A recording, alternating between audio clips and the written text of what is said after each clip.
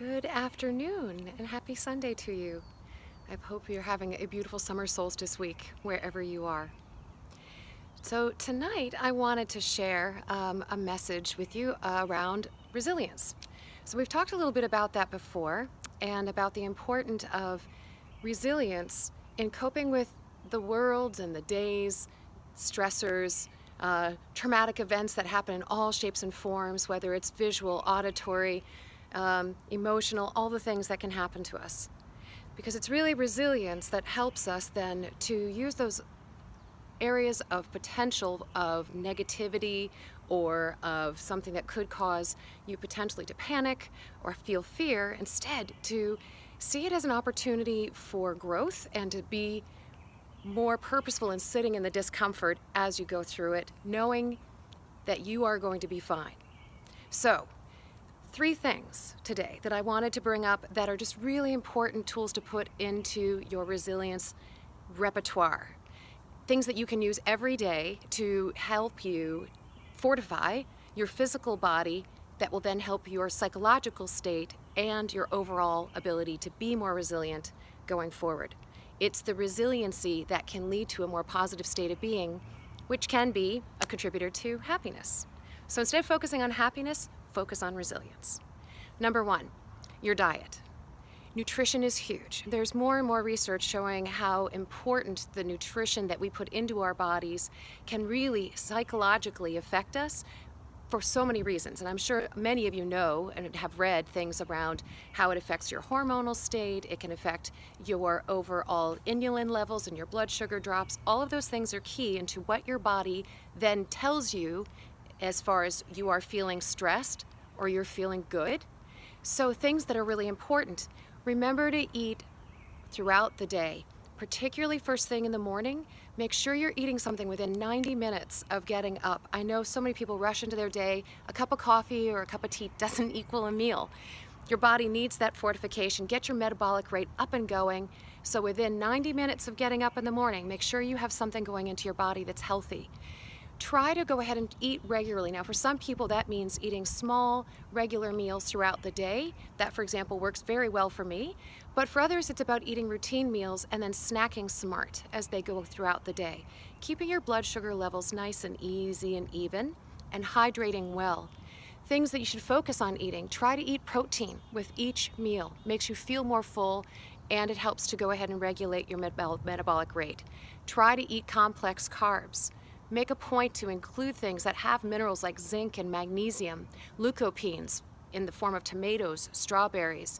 So do a little research on the foods that perhaps you might find you aren't eating enough of. And a biggie, I feel like we should all be adding in things like the omega fatty acid group, so important. If you don't eat enough of that, consider a supplement. So diet, really huge in helping to build your whole body resilience and your immune system overall. Number 2, exercise. So being a fitness instructor, I know, but it's important to me that you consider incorporating fitness and exercise some way, somehow in your life. And that could be as simple as gardening. It could be going for a walk. It could be, in fact, going into the gym and participating in a group fitness class. But something, every day, doing 20 minutes of something so that you go ahead and bring your body into a state of releasing of stress, improved psychological state. But you're also releasing serotonin, norepinephrine.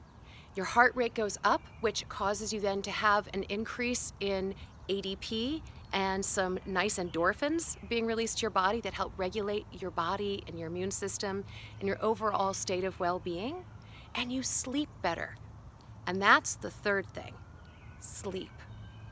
So, as a long-term emergency doctor, I've got to tell you, I was so naughty about this, and it has serious repercussions. Sleep deprivation is a really important part of contributing to anxiety and to a negative psyche.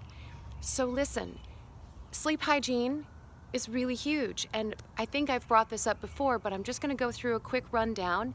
Try to avoid blue light in the form of an e-reader or your computer screen 90 minutes, 2 hours before you go to bed. Read an actual book or do something else that helps soothe you, whether it's meditation, yoga, a bath. consider just decreasing stimuli to your brain for that period of time and so that your brain can actually settle down. Consider whether maybe taking a soothing bath with Epsom salts, which is magnesium, which can help you sleep, by the way. You can absorb it through your bath, or you can even take magnesium as a supplement rather than melatonin. Depends on the person. Somewhere, I think they've said somewhere between 200 and 400 milligrams per person before bedtime might help you sleep more soundly.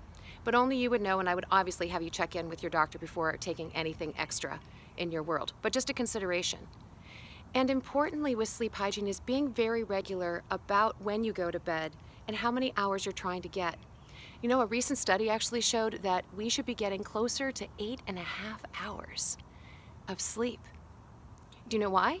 Because we aren't asleep that entire time. We're going in and out of different phases of sleep and brain waves. And in order to get the maximum amount of immune support, of cognition balancing, of processing and absorbing of knowledge, which fortifies our growth, you need to get a significant amount of sleep and REM time. Now, I know every night's going to be different. However, it's just a thought as to what we might strive for. So, the 3 important things I would ask that maybe you start to consider: how can you add these into your life on a more regular daily basis? Improve the way that you eat, when you eat, and the things that you're putting into your body, and so that you are fortifying your physical resilience. Think about moving, exercise, something that stimulates your whole body and balances your endocrine system and your hormone system. And lastly, sleep. Make sure that you are getting beautiful, solid sleep, and there are things that you can do to contribute to that.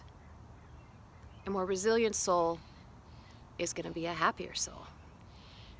With that, I wish you a fantastic, strong week, and I'll look forward to seeing you soon. Namaste.